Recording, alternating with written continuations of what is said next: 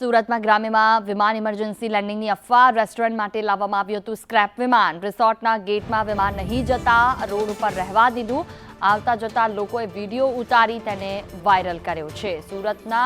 ગ્રામ્યમાં વિમાનનો video આ viral થયો emergency landing કર્યું હોવાની પણ અફવા ફેલાઈ જો કે સાચી હકીકત કંઈક અલગ જ છે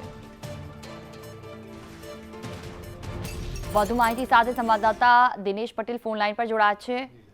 જી નિલેશ જે રીતે લોકોએ વિડીયો ઉતારી વાયરલ કર્યો ક્યારે આ એરોપ્લેન અહીંયા લાવવામાં આવ્યું હતું શું વિગતો જી ગતરોજ જે નેશનલ હાઈવે 48 છે ત્યાં આ રીતે એક વિમાનનું લેન્ડિંગ થયું હોવાની લોકોમાં ચર્ચા જાગી હતી ખાસ કરીને જો વાત કરવામાં આવે કે વિમાનની અંદર એક માલિક છે રેસ્ટોરન્ટ ચાલુ કરવાના આશયથી સ્ક્રેપમાં વિમાન લાવ્યા હતા અને હાઈવે પરથી પસાર થયા ત્યારે કેટલાક સ્થાનિક લોકોએ એનો વિડીયો ઉતારીને વાયરલ કર્યો હતો જો કે આ સમગ્ર ઘટના બાબતે જે માલિક છે એને માલિક દ્વારા જાણવામાં આવ્યું છે કે આ તો અમે રેસ્ટોરન્ટ ચાલુ કરવામાં લાવ્યા હતા પરંતુ અંદર જે રીતે પોતાનો જે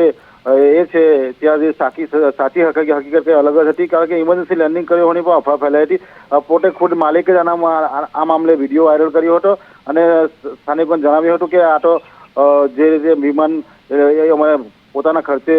100 પીસ માટે લાવ્યા હતા જી બિલકુલ તમામ જાણકારી બદલ આભાર